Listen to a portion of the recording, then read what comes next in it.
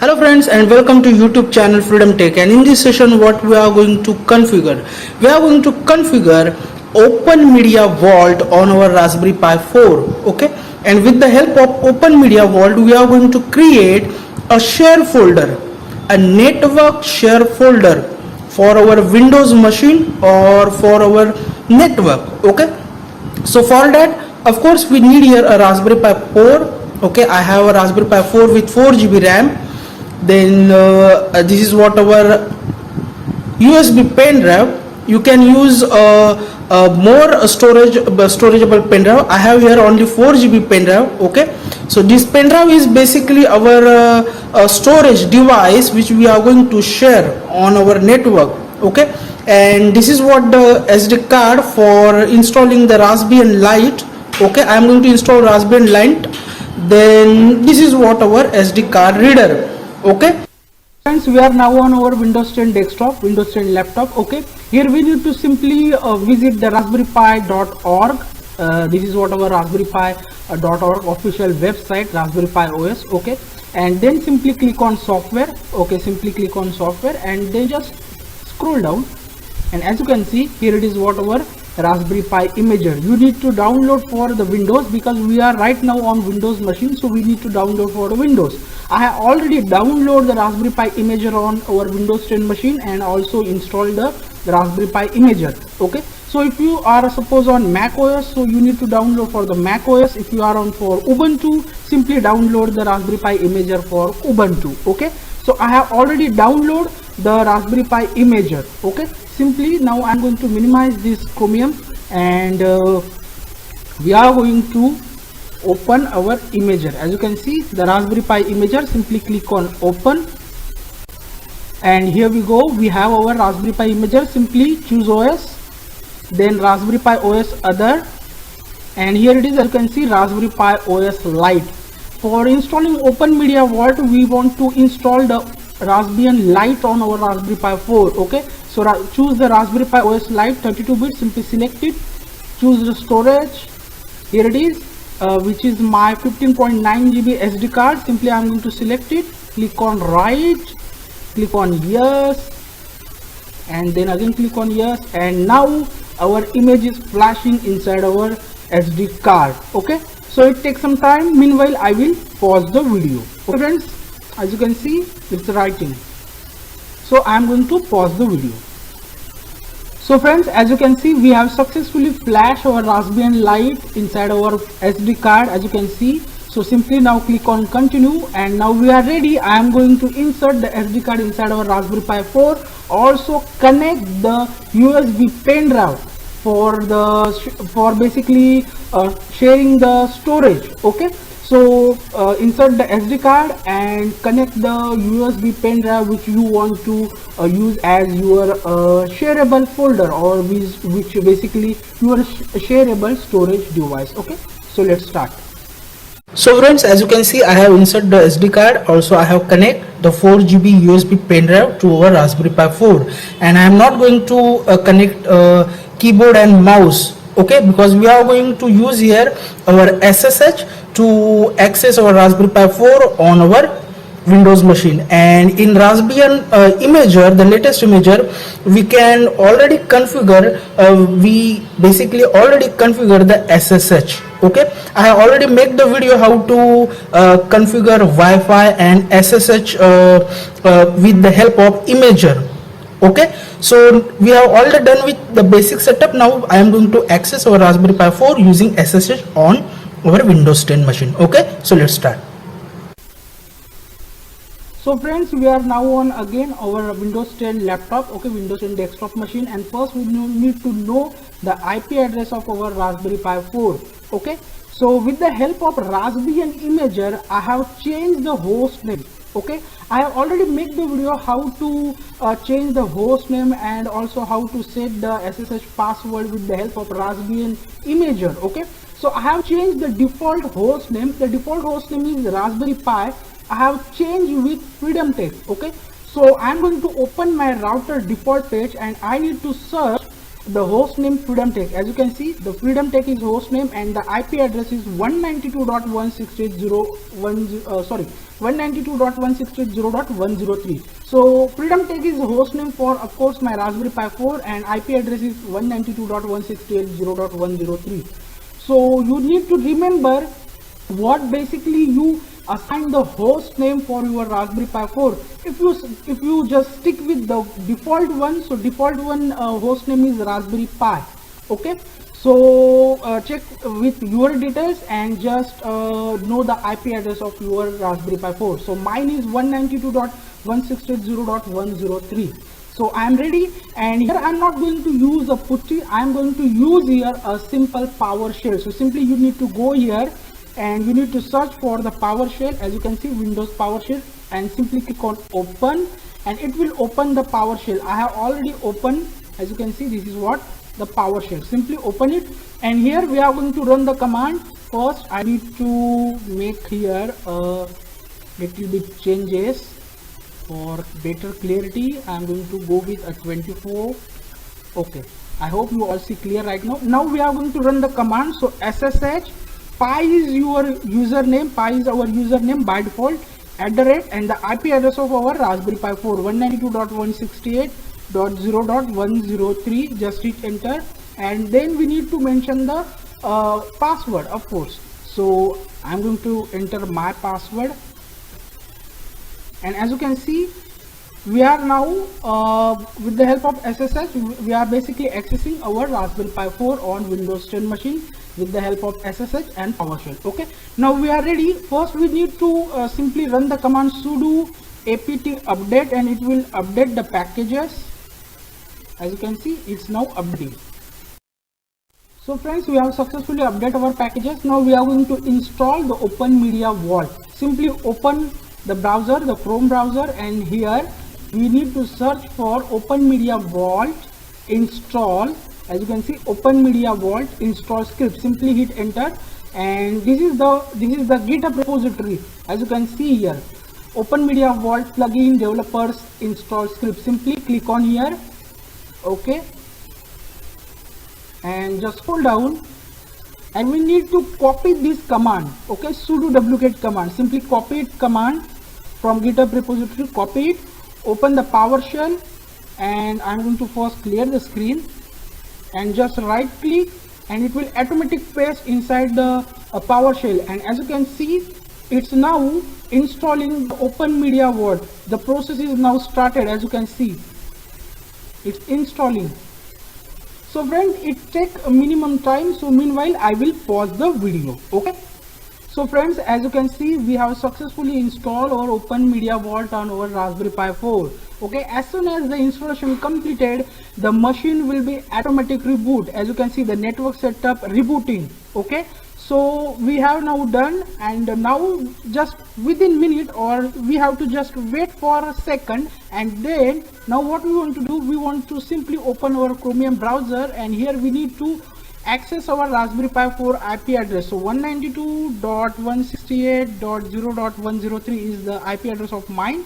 Just hit enter, and as you can see, the openmediavault control panel is now in front of us. It means we have successfully installed. Now the username is admin, ADMIN, admin, and the password is openmediavault. So openmediavault.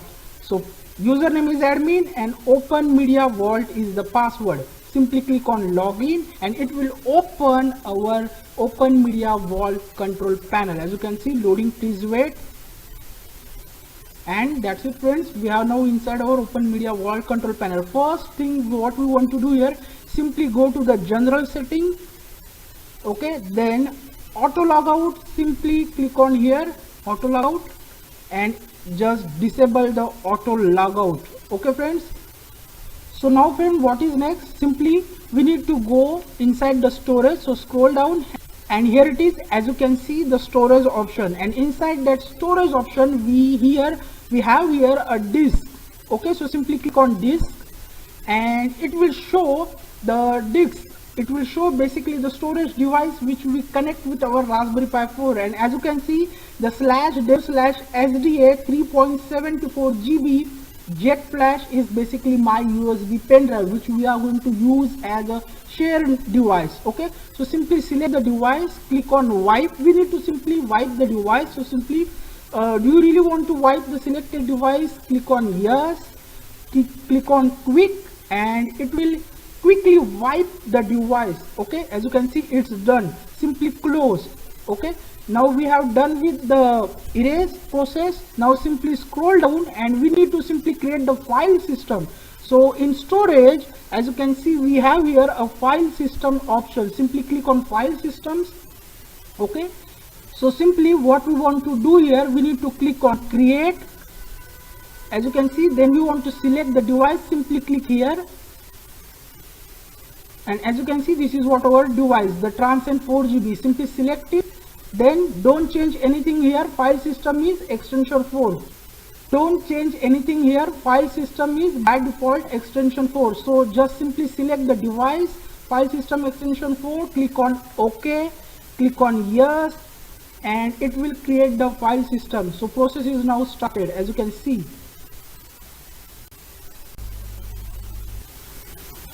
So friends, as you can see, we have successfully created our file system. The file system creation has completed successfully. Simply click on close. Now we want to mount our device.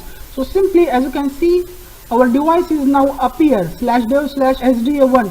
Simply select the device, click on mount, and it will mount the device automatic. Okay, so it's mounting. And friends, as you can see here, the apply button is up here. Simply we want to click on apply, click on yes, and apply configuration changes. It will take some time. Okay, so friends, we have successfully mount our device. As you can see, right now the option is unmounting. Okay, so it means we have successfully mount our device and our device status is now online. Then what we want to do, we want to simply again scroll down here. Okay, scroll down, and then we want to go in access right management. We want to go share folders. Okay, as you can see, the share folders. Simply select it, the share folders. Of course, click on add, then give the name. I am going to give the name Freedom Tech. Okay, Freedom Tech. Then simply select the device. Our device is /dev/sd1. Okay, then don't change anything here. Simply give the name, select the device from here, as you can see, and then simply click on save button. Again, we need to wait for appearing the apply button, and as you can see, apply button is now in front of us. Simply select the apply button, click on yes, and it will apply configuration changes. So friends, we have successfully created our folder, share folder. Now what we want to do, we want to go inside the services. Simply services, we need to enable the FTP service and SMB CIFS. So simply select the FTP. Then here, as you can see, simply enable the FTP, click on save, and again we need to wait for appearing the apply button. And as you can see, the apply button is in front of us. Simply select it, the button, click on yes, and it will apply configuration changes. So friends, we have successfully started our FTP service. So simple, again we need to go here SMB and CIFS. And this service also we want to enable, so simply select it, enable, click on save, and again we want to wait here. So here we have our apply button, simply click on yes, and it will apply configuration changes. So friends, we have successfully enabled our SMB service. Okay, so again, now don't come out from the SMB CIFS service. Inside the SMB CIFS, we need to simply again click on the shares. As you can see, the shares option. Simply click on share, click on add, and here we need to share the folder. So simply select it here, and as you can see, we have our folder which we created. So Freedom Tech. So simply select it, Freedom Tech. Okay, then don't change anything here. Just select it, share folder which we create, and click on save. And as you can see, our folder is now online. Then simply click on apply, click on yes, and it will apply configuration changes. So friends, we have successfully shared our folder, we have successfully enabled the FTP service. Now we want to create the user. So as you can see in access right management, here we have our user option. Simply selecting the user, click on add here, and of course give the name for the user. So Freedom Tech is the user, and of course we need to mention the password. So mention the password, confirm the password, and then simply click on save. It will create the Freedom Tech user. Click on apply, and again click on yes, and it will apply configuration changes. So friends, we have successfully created the user. Now what we want to do, we want to allow the privileges. So simply select the user which we created. As you can see, the Freedom Tech is user. Simply select it, then go to the privileges option, and here we need to click on the read and write permission. We want to give the full permission. So simply select read and write, and click on save. Okay, and then again click on apply, click on yes, and it will apply configuration changes. Okay friends. So friends, we have all done with the setup, and we are ready. Now we are going to access our folder. So simply minimize here and go to this PC and go to the computer. As you can see, the file computer, simply selected the computer, and here it is. As you can see, the map network drive. Simply open it. Friends, here we need to mention the IP address of our Raspberry Pi 4 and the share folder name which we create. As you can see, the format like this way, the backslash. Okay, so backslash and the IP address of our Raspberry Pi 4. Mine is 192.168.0.103, and the share folder name is Freedom Tech. So Freedom Tech. Okay, and then just click on finish. As you can see, now we want to enter the username which we created. So Freedom Tech and the password, and then click on OK. And as you can see friends, we have successfully created the share folder. If I go this PC, and as you can see, the Freedom Tech and the 192.168.0.103, this is what our network drive. Okay, so from here you can of course create the new folder like this way, and you can also share the Windows files with your Raspberry Pi 4 machine. Okay, so simply if you want to disconnect this drive, again go to this PC, right click and click on disconnect. It will disconnect your network drive. So this is the way you can use openmediavault to create the share folder on your network. I hope you will learn something from this video. We'll meet our next video. Till then, thank you, take care, and bye bye.